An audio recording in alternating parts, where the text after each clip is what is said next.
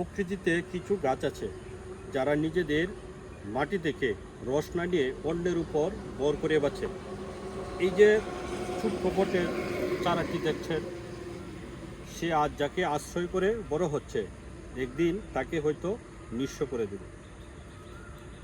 বট গাছ শুরুতেই পরনির্ভর থাকে। সে অন্যের ডালপালা আশ্রয় নিয়ে খাবার ভাগ করে খায়, কিন্তু শক্তি সঞ্চয় করার পর তার শিকড় যে আশ্রয়দাতা তার গলা টিপে ধরে।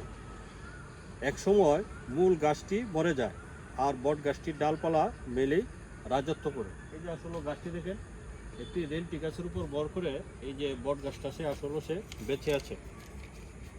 আমাদের জীবনে বা আমাদের সমাজে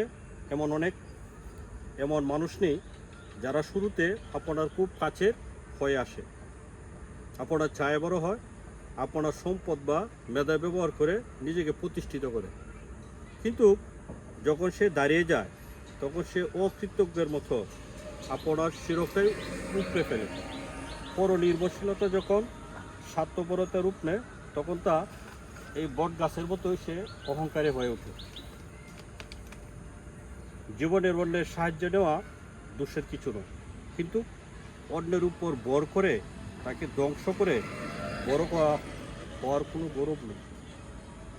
মনে রাখবে, বট গাছ বড় হলো তাকে লোকে পর গাছে হিসেবে চিনে।